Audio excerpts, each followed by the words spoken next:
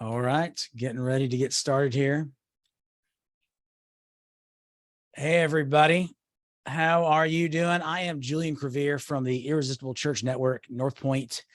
And just so glad you're here today. We've got Matt Johnson with us. How you doing, Matt? I am good, Julian. Great to see you, man. It's great to see you. So one of the cool things about having you is that you just came back from vacation. Is that correct? That is correct. My wife and I took a 15th anniversary trip, so that was a lot of fun. Love it. Well, thanks for joining us. So Matt's been leading Journey Church out of Murray, Kentucky since 2005. They've been a partner with the Irresistible Church Network since 2016. Him and Jen have 2 kids, elementary age. So we're so glad you're here. You doing well, Matt? Yes, sir. I appreciate the opportunity, and it's great to meet everybody virtually on here. This will hopefully be a lot of fun and helpful too. Yeah, just to give some context for what we're talking about today, we want to talk about this idea that we believe Jesus was irresistible, and that those who were nothing like Jesus, and he actually liked them back. And then how can we as a church collectively be like Jesus was individually? And since we're the body of Christ, I think we feel like that makes a lot of sense. So wouldn't it be amazing if the people that were in our communities came to our churches and experienced that same thing from us as they did from Jesus? So we want to talk today about how do we design our churches to engage unchurched people so they enjoy it and come back? And are we assuming if when guests come, when they're in our rooms, what are they hearing about us? What are they seeing? What are they experiencing? We're trying to talk a little bit about that through the context of what Matt and Journey have done in their community. So during our time today, we're going to talk with Matt, who's actually one of our key leaders and leads some of our groups as well. So we appreciate him sharing, and what they've done is pretty remarkable, as you'll see in a couple of minutes. But before we start, I want to give some context and framework around our conversation. So I know a lot of you are coming from different contexts and cities and countries even. And so we recognize that everybody's got a different context and culture. So we want to give this idea of there's principles, practices, and preferences. So a principle says, here's an idea that goes across context and culture. The practice is, how do I as a leader apply this uniquely in my context and culture?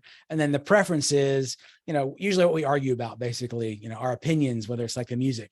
So what we're entrusting you as leaders today is, you're the leader, you filter the conversation to determine, hey, what's the principle that you could apply in your context and culture? And then you and your team figure out, what's applicable, how would you apply it?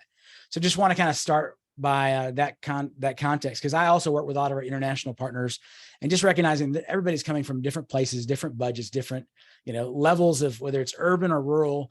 And so we just recognize that we want you guys to think through this in the context of the principle, not the practice of how Matt does it or how does North Point do it. So one of the ground rule is to, if you guys could, it sounds like we've got a bunch of folks on, but we've got something called kind of a Q&A and questions. So if you guys could, inside of your Zoom call, you guys can post your questions to the Q&A there. And then our team is going to be collecting those, maybe even answering some during the chat. But inside that Q&A app, we're going to collect those. And at the end, we're going to spend some time with Matt walking through that conversation. So Matt, thank you for joining us today and just helping us discuss what does it mean to design our churches to attract and engage unchurched people, because we don't want them to come and just never come back. So we have with that heart. So I want to just start by talking a little bit about Journey to give everybody context. So can you give us a little context of Journey and kind of the journey of Journey Church, if you will? Yeah, what you said makes a lot of sense, because context really does inform how you practice these principles. So just so people understand our context, Murray is a very small town in Western Kentucky. We are a farming community, about 15,000 people in the city, only 38,000 people total in the county. However, right in the middle of our town is Murray State University, which is a university of about 10,000 students. And the reason I bring that up, it creates this unique thing that we don't often see in these farming communities. We have a lot of diversity economically, educationally, and politically. So in 2005, there were 7 of us who started this church, and we were really driven by what you just said. We want to create a church that people not in church love to experience as much as church people did. We thought it might be possible to do that. We want to give it a shot. We began meeting on the campus of Murray State University in the Student Center, and we were there for 11 years. And then we moved to 11 years. We were portable in that facility, set up and tear down every Sunday morning for 11 years. And then we decided to make it a little more challenging. We outgrew that space. We were using all 3 floors. So we moved to the basketball arena on campus. There's not a lot of meeting space in our little community, Julian. So we made that was the biggest space in the community. So we moved to the basketball arena, used locker rooms, loading docks, the main arena. I mean, we used everything, and set up and tore down for almost another 5 years. And then this is our first non-portable facility. It's 26,500 square feet. We just moved in. Our first official Sunday was the last Sunday of February. So we have not been in it long. It's still pretty fresh. That's great. So I love the story of how you guys were portable for so long, but you kind of maintained a focus. And I want to walk through this idea of, as you were expecting guests and you're kind of focused on how do you reach people who are far from God. A big part of that for you guys was, what are they hearing about you guys? And you talked about this idea. We talked for a little bit before about that. You named your building called the Force Center, and would love to kind of just for a moment help us understand, why did you guys call it the Force Center? Was that a new thing as you started the church, and how was that impactful in terms of what people would hear about you guys from the community? Great question. It was very strategic. I need to give you about 60 seconds of background. So within the first year of us starting, I was in a coaching group for church planners led by a guy named Ron Sylvia. And he asked me a question that bothered me quite a bit. He said, if your church ceased to exist tomorrow, would anybody in your community outside of the people who are coming even notice you were gone? And I realized real quick the answer to that at that point was no. I wasn't even sure the people attending would miss us for very long, to be honest. So we decided right then that even if people never walk through our doors, our job was to make our community better. They should be glad we're here, even if they don't believe like us, even if they never attend. So we began to become intentional about investing in our community and demonstrating no strings attached generosity. Fast forward a little bit, in 2015, Jeff Henderson, who wrote the Ford book, which is an incredible book, he was just at the beginning of doing Ford Gwinnett, and he sat down with a couple of us on our team, and he taught us what he was doing and why he was doing it. And so we made a shift, not in what we were doing, but how we were communicating it, to brand all of our outreach, all of our missions for Callaway at the time, which is the name of our county. We want people to know we're for them and God is for them. So we ask ourselves the question, what do we want to be known for? Well, we want to be known for what Jesus was known for: unconditional, no strings attached, love, acceptance, generosity. Then we said, okay, what are we known for? And where there was a gap, we had to figure out how to align those and close the gap. So we have been investing in our community, letting them see we're for them for a long time over the history of our church. Now, at the end of this year, we'll top 1.3 million we've invested back in the community, tens of thousands of volunteer hours. So that leads us to the building, because none of us, I know it sounds strange being portable 16 years, but nobody at our church was excited about building a $6+ million facility for ourselves. But what did get us excited is we saw this need in our community for a convention center / meeting space that we did not have. So we thought, how do we marry those two? And so everything we did, we designed this obviously to help us accomplish our mission, but we also designed it for the community to be able to utilize it for business events, for conferences, things of that nature. And we were talking about naming the building. The obvious thing would just been slap Journey Church on the sign, but we had never really identified with a meeting space. We've always said the church is a movement, not a meeting space. And, by moving around different places, we've proven that. So we decided, and our church got really excited actually, about naming it the Force Center, because it just communicates, hey, this is here for you. It's not about us. It's about you. So our sign at the road has the Force Center in huge letters, and underneath, real small, it says Home of Journey Church. And the community's already using the facility. And so it's allowed us to build a lot of great relationships and further what we're trying to do in terms of letting people know God's for them. I love that. So what does it look like for you guys when you're practically investing or serving in your community and trying to ensure that it has a good reputation of who Jesus is, and like as your church is active serving? Yeah. So ultimately, obviously the people who attend our church, who are part of this movement, they represent us and they represent Jesus every single day. So if they're not living it out, it doesn't matter what we say or do. But what we try to do to help them is we think of it through two filters, Julian. We think of it through time and money. So we teach the principles of we should love people the way Jesus loved us. Here's what it looks like. We should be doing this all the time. But then we practice it. So 3 times a year, we will practice coming together and demonstrating no strings attached generosity with our money. We just finished a season where we sponsored a little over 40% of all the kids in our county who needed help with school supplies. People gave, we wrote checks to the schools and gave it to them. We did a thing in the spring where we provided food for kids, about 300, 400 kids who needed food for a month. And then we piggyback off of Be Rich that North Point does in the fall. We do our own, it's very similar. We just brand it for because that's our branding. And we give away, you know, for us around $65,000, $70,000 every year to nonprofit partners. We try to go deep with them instead of going wide. So we have 3 or 4 partners that we invest in financially. We turn around and do the same thing with our time. We partner with these nonprofits and do serving projects. We had some devastating tornadoes come through near our area last December. We just provide the money, but also the labor to build a home for a lady who lost everything.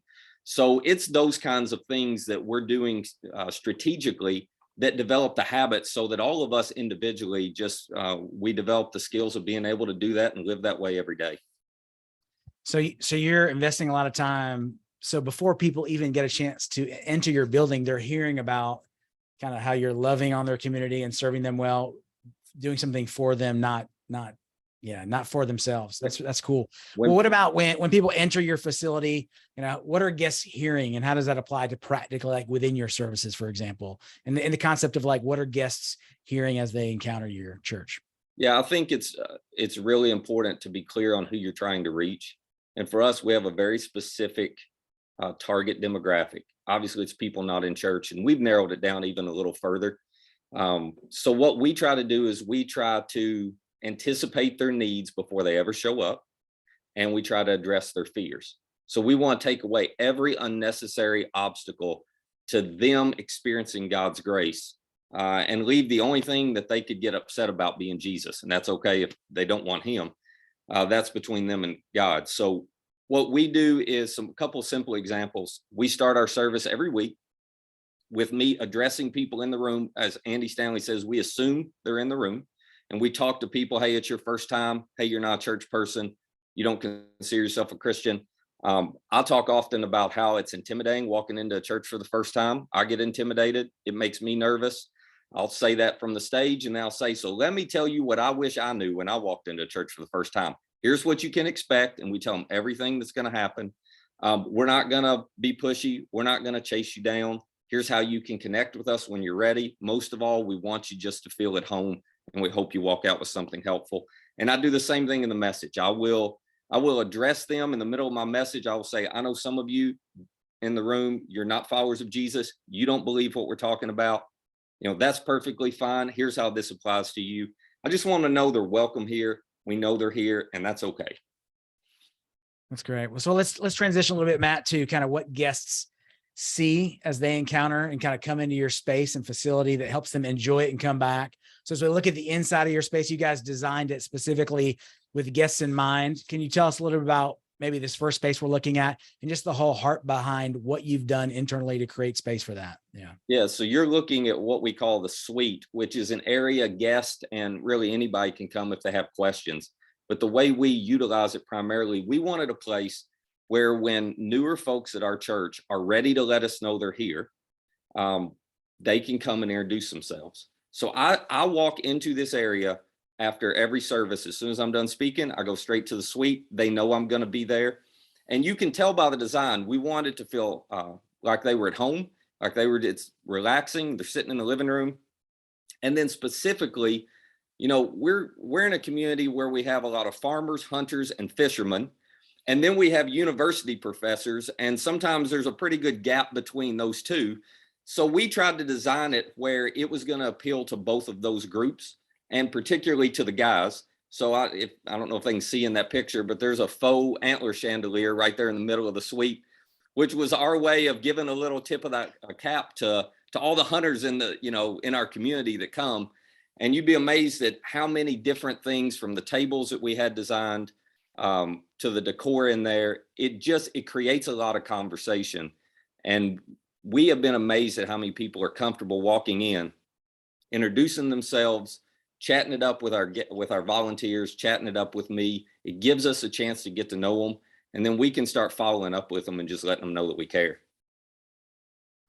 That's great. So you have you share with me another picture right here about starting point, and you said that's rightly prominent within the entrance to the church. Tell me about that, and like, why did you design it that way?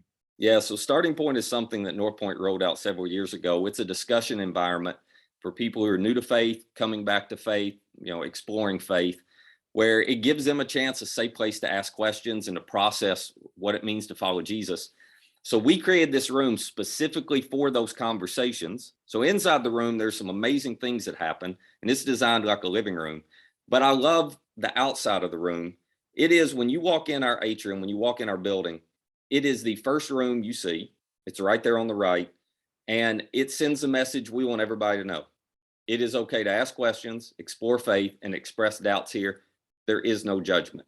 And so all we're trying to do is lower the fear, lower the defense barriers, lower the uncertainty for people who are coming in and they're nervous and they're not sure if this is a place for them and if they'll fit. We just want them to know right off the bat, this is a place for you. So adults come in, you want them to feel welcome. So let's walk through a couple of environments for your kids and your students. Like, how are we creating environments to that we're expecting them as well? Let's walk through kids, for example. Yeah, so this side of the building is my favorite. Our team did a phenomenal job. Our preschool environments, which you're looking at now, a couple of those rooms, it is themed or branded Takeoff. That's the name of our preschool. So everything in our preschool areas is as if you're up in the sky or up in the clouds. The room on the left there with the stage, that is a 4 and 5-year-old room. So it's themed out like you're up in a clubhouse or like you're up in the trees. The stage is inside of a clubhouse. But they did such a great job with detail.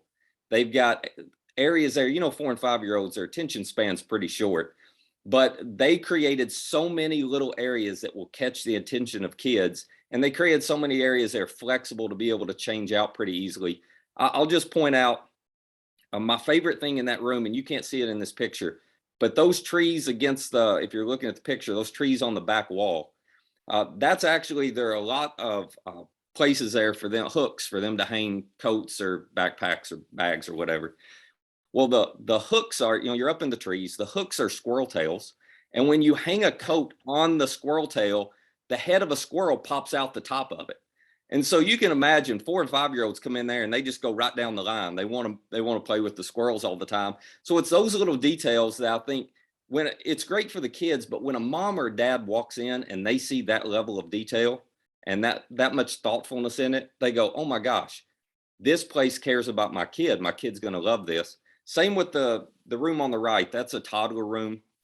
They designed that thing, obviously you see the sun and everything there.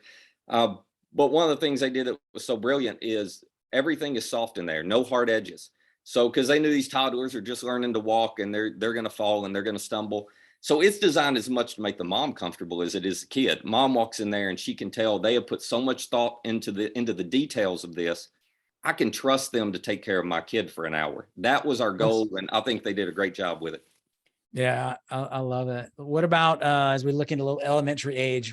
Point out maybe a couple of things in this environment that you guys were intentional about helping guests enjoy it and come back. Yeah. So the picture on the right is the back of our elementary large group area. It just shut down, but for years there was a drive-in movie theater in our area. That was a big deal. Families always win. It was just a fun, throwback kind of deal. So our team wanted to design the inside of our elementary, our 252 area, like a drive-in movie theater.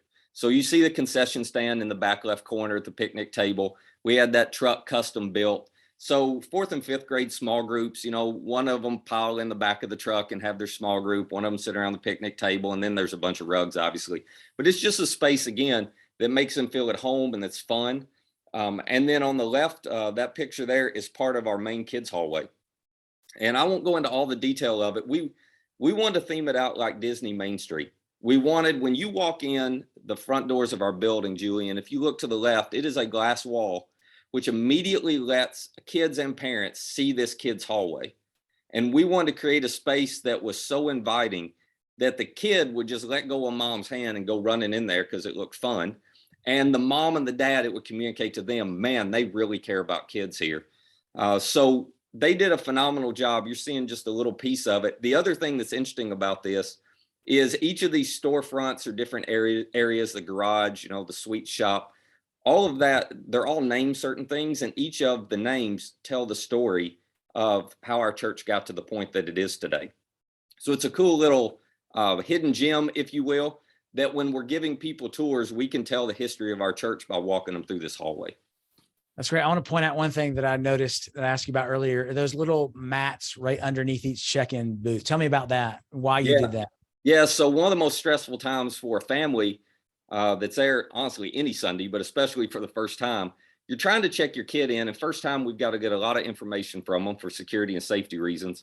But the mom's all worried about her kid being disruptive. And, the kids aren't going to want to stand still. So we put those little mats there. And I think they're actually designed for special needs kids, but all of them love them. They stand on them, they sit on them, they put their hands on them, everything moves around on the mats. So it's just something to occupy the kid and help them have fun and relax the mom or the dad so they can give us the information they need and we can get them checked in. That's great. I love that detail. That's super cool. So the other group, maybe expecting guests, how are you guys thinking about expecting guests who are students? And I've got a bunch of students, so I personally am curious. Tell me about this environment. Yeah, so that picture's not fully themed out. We're still in the process of theming it out, but it's getting themed out like a New York City subway station because our teenagers, while everybody else kind of likes it feeling local, teenagers don't want to feel like they're going somewhere in town. So we went, hey, here's a place they think would be a lot cooler. And you can see it's got a lot of game stuff, which is not surprising. The ping pong tables. We got a custom arcade game built. It's got 1,500 arcade games on it that the kids love, foosball table. Got a custom bar built over there that they can sit at and chat and all of that. But again, the big thing is, we want them to come in, we want them to engage immediately, and we want to make it easy for our adult small group leaders to be able to connect with the kids over activities, because there's nothing more awkward with teenagers than trying to have small talk standing there. But if you can do something together, then the kids start to open up. So that's some of the thinking behind that. That's cool. Well, let's transition a little bit now to talking about what guests experience at Journey that makes them enjoy it and come back, not just what they see or not just what they hear, but in terms of them coming in maybe with doubts and questions and different views and values. So I'd love to kind of talk through for you guys in terms of when guests come into your environments, what do you do that's intentional so that they feel like, hey, one, I guess it's genuine and authentic in their encounter, that they feel, uniquely welcome, comfortable, even though they may not agree with everything that's said. And then later on, I'll ask you about what about from stage? How do you do that in terms of respecting different perspectives? All right. So for us, we feel like everything starts the minute they pull in the parking lot. So for what we're trying to do again is address their concerns, alleviate their fears, lower the tension, lower the wall, if you will, that they're naturally going to have up. So we have people in the parking lot that are obviously having fun, they're being friendly, but one of the things we do that may be a little unique, we have designated parking areas for families with young children, and we use wagons that have 4 on them. The little kids jump in the wagon, our volunteers pull them all the way to the kids area or into the building, which is a lot of fun. But outside of those designated areas, we don't do any other designated parking. So we don't do anything for first-time guests. And the reason, we just feel like that asks a guest to single themselves out the minute they get in the parking lot, and we don't want to do that. So what we did is we went the exact opposite route, and our parking team actually directs and parks every car that comes on our campus on a Sunday morning. So everybody's getting the same experience, which takes out all the guessing for the guests. They don't have to wonder, where should I park? Where do I walk in? Because the car in front of them and the car behind them are doing the exact same thing they are. And then when they walk in the door, obviously we've got our guest services team there to greet and to, we've got coffee and those types of things. And we're there to address any questions they have. We're there to help guide them. But the big thing with all of our volunteers, we have 4 values that we try to live out on Sunday. We want to be present, have fun, stay connected, and then delight someone. So the first mile service, if you will, Julian, is those first three. It's, hey, be present. And what we mean by that is don't get caught up in doing tasks as a volunteer. If you're with a guest, be fully present during that exchange. So smile, make eye contact, speak enthusiastically, and connect with them personally. So we stress that and we train to that. Our volunteers are phenomenal at just making people feel seen and that, somebody was excited they were there. The idea of having fun, emotion is contagious, right? So when people walk in, they can feel the emotion in the culture based on how volunteers are serving. So our volunteers do it through their personalities, but they work really hard to have fun with people, have fun with kids when they come in. The wagons are a great example of that. And then staying connected to the why for them is really important. And then that second mile service is to delight someone. So from, when they see opportunities, we've empowered them. If you see an opportunity to go above and beyond for a guest, you take it. You don't have to ask us. We'll take care of everything on the backside. You help. And sometimes we do that in a concerted way. We just celebrated our 17th birthday on Sunday. We gave away shirts to everybody, 4 shirts to everybody who showed up, FOR shirts. And we had this huge spread of cupcakes and macarons and all kinds of sweets. And our guest services team drives all that. It's just a way that they can show people how much God loves them by how well they're serving them. That's great. I want to point out, you mentioned you don't have a specific place for first-time guests. So that might be an example of a practice that you guys have applied, whereas maybe in other people and you're hearing this webinar, and for you, it's like, we've decided to go a different route. And this is what we want to say is the heart is you want to remove every obstacle that guests would enjoy it and come back. Not that you have to do things a certain way. So, but I love what you're doing and why you're doing it. That's really cool to hear. Yeah. If I'm in the heart of Atlanta, they want a designated parking spot because they don't want to have to hunt for one, right? So it's very different based on culture and context, but you're right. Just figure out what are the needs, the concerns, the barriers, and remove as many of them as you can. When it comes to guests in the auditorium and when you're communicating or sharing a message, a lot of people are coming in. If you're trying to reach people who are not churched or maybe they're far from God, and you want to remove obstacles, but a lot of times they have different views or values or political perspectives than folks that may be in the room. How do you communicate to them so that their experience is something that they do enjoy and they're like, it makes them want to stick, really? So the first thing that we do is almost every week in the welcome, in some way, we will say, hey, we want to inspire you to follow Jesus. That's our mission. But that means no matter where you are in your faith journey, if you don't even believe in God all the way to you've been following God for a lot of years, we think there's a step you can take. And even if you don't believe, we want you to feel like you can belong here. And we want you to walk out with something helpful. So that's the first thing we do, Julian, that tells them, oh, they get me. They understand me. They don't assume everybody believes and sees the world the same way they do. And then I do the exact same thing in my message. So I will try within the first 5 minutes to address the people in the room who are skeptical, resistant, hesitant, don't believe like us. I just acknowledge they're there. And I try to put them at ease in different ways by saying, hey, whether you're a Christian, not a Christian, whatever, we've got some things in common. Here's one. Or, hey, we're going to talk about this today. And if you're not a follower of Jesus, you may have issues with this because, and I'll actually state some of the pushback and some of the views they have and acknowledge, I'll say, if I were in your shoes and had your experiences, I would think about the exact same way. And all of a sudden they're going, oh, wait a minute. They're open to hearing other people's views. They understand me a little bit. That lowers a lot of defenses. And once you lower the defenses, they're open to listening and hearing what the Holy Spirit has to say to them. Oh, that's cool. I appreciate that because I've got my entire family are not followers of Jesus. So when I'm bringing them to church, I am hoping and praying that they get to a place where they feel like they're welcome and they can belong, even though they don't have to believe. So that's really cool. Yeah. Thanks, Matt. So I got one more question. But before I do ask this last question, I want to just recognize that there's a lot of you probably who are listening to this conversation with Matt.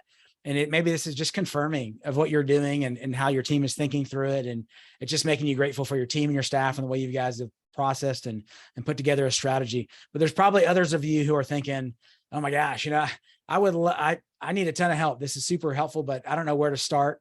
And you love help. So we're going to do something that we've done a couple of times before in different ways, but essentially for those who feel like, hey, I would love some help to process this, we've got what we call an Irresist List Cohort. So it's a 3-session cohort where you walk along with really a maximum of 15 people, to go in depth through some key questions that help you evaluate your environments in terms of what do guests see, hear, and experience when they come into your environments, talking about your specific environments, processing with others, and a North Point pastor to kind of walk you through that. So we're going to do that. If you're interested, basically irresistible.church/cohorts, you can follow the link and sign up. And we've got kind of a minimum because we really want it to be kind of a intimate group conversation and discussion.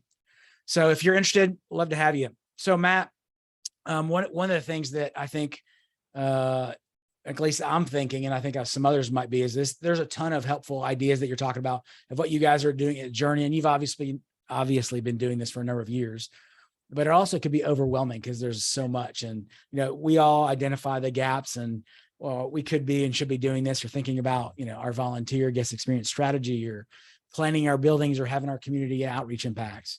So what do you feel like is, if people are looking for, like, what's the first place you would recommend that I start? What's the first step? Because there's a lot of ideas. You've talked about a lot of things. What's a simple start that you would recommend people take? Well, I'm actually going to give you two, Julian. The first one is to seriously consider getting in one of those cohorts. And I'll tell you why, because I've been in a version of that from the time we started our church up till now. And there's nothing that's been more impactful in our development and where we are as a church, and my leadership and my understanding of what God's trying to do through us, than being in those cohorts in that community where I can learn from other people. So I'd find those to be extremely valuable. I'll participate in them myself. The other thing I would say is this, and this sounds so simple, but I see a lot of people overlook it. You cannot create an experience for unchurched people if you don't know and have friendships with unchurched people. So you can't guess what their concerns are, what their needs are, what their fears are. You can't guess what the obstacles are and why they push back on coming to church. What you think you know and what's actually true are often very different.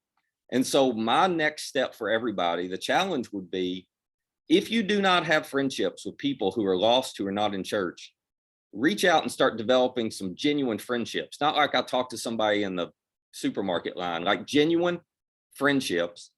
I still do this. Take those people to lunch. And when you've earned enough trust, look at them and say, I need some honesty. I'm not trying to push or badger you, but tell me what makes it hard for you to engage with church or come to church. What are your issues? What are the challenges? And listen to them. And here's a little pro tip for you.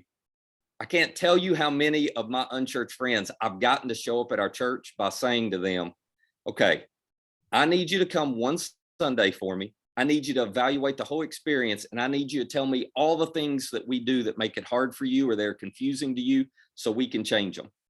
And by giving them a purpose to come, they'll be like, oh yeah, we're friends, I'll help you out. And they show up, and then they realize it's nothing like what they expected. We've created an experience that connects with them, and it's led to God doing some cool things in a lot of their lives.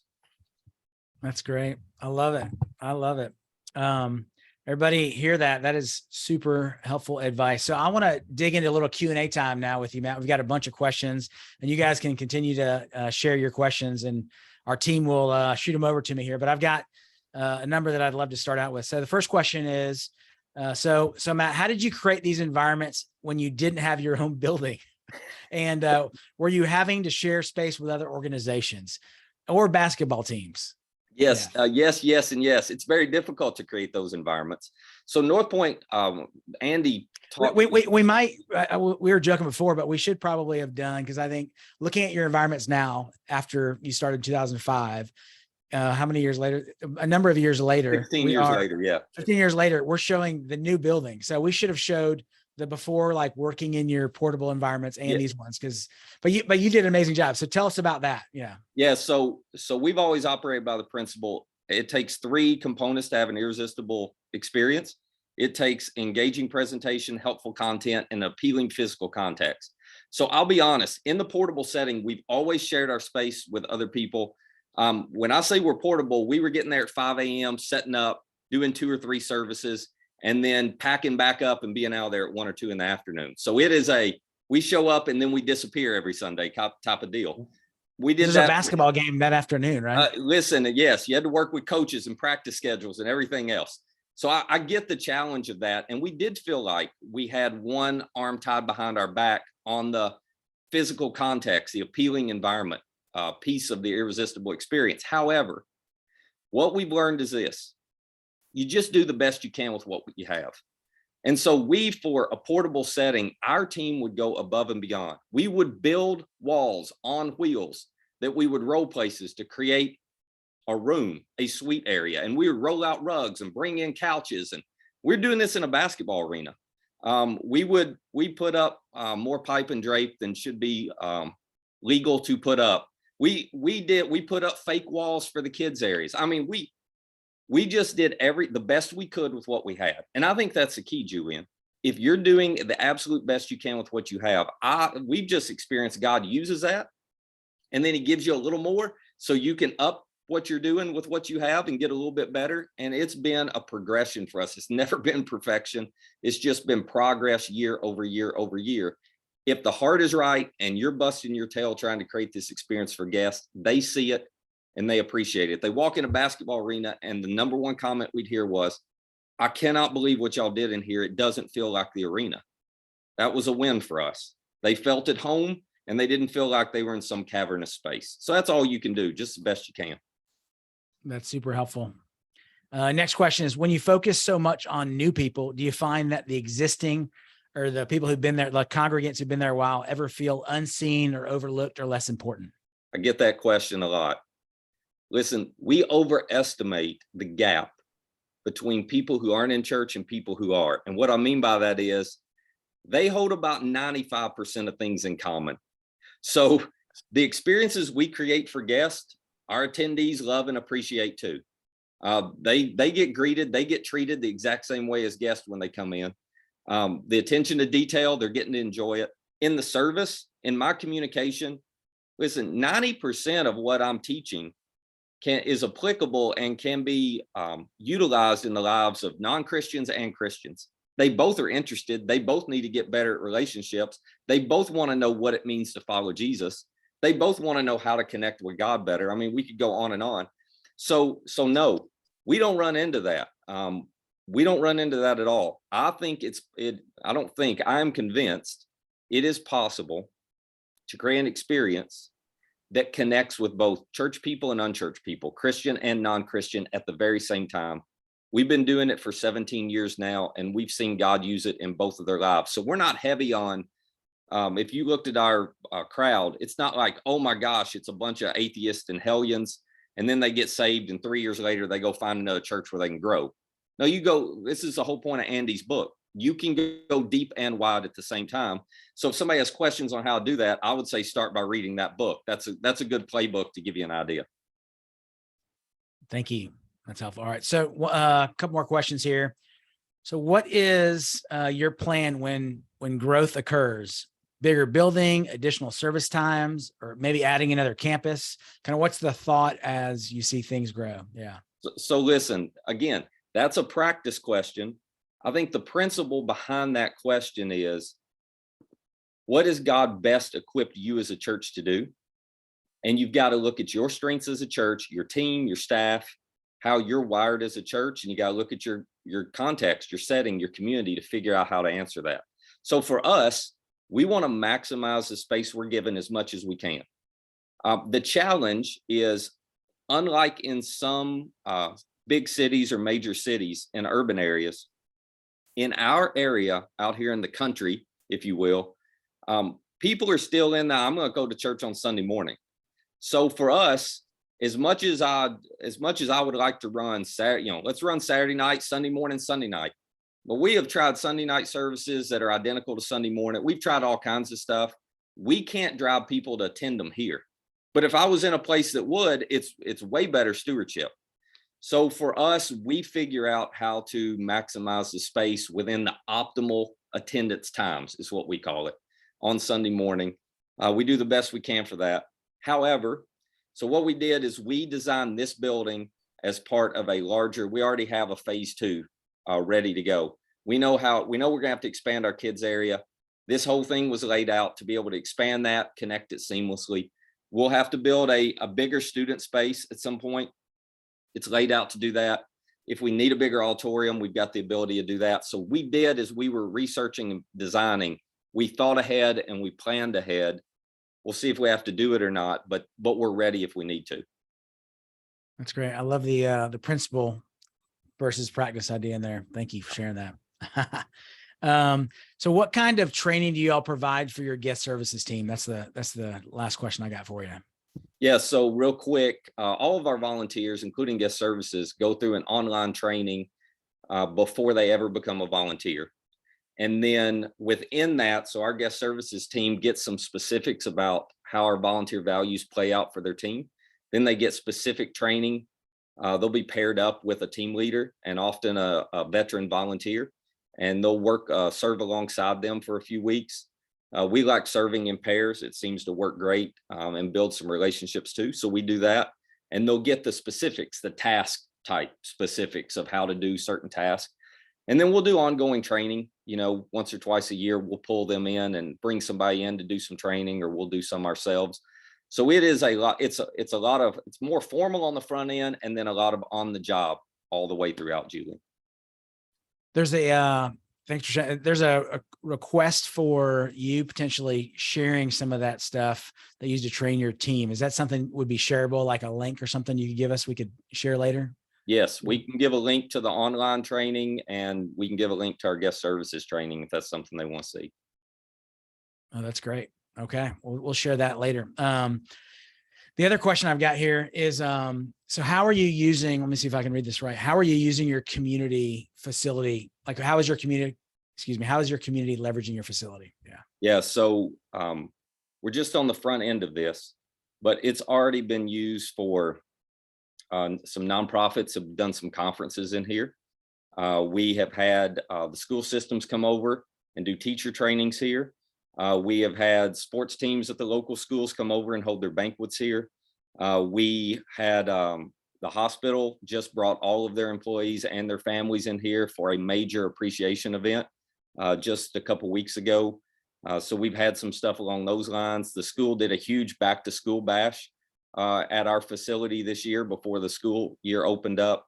So we're seeing it utilized for a lot of things like that because there's not another good space in our community. And the big win for me, Julian, I mean, what's driving it behind the scenes, it communicates to them that we're for them because we're doing everything to serve them well when they're here.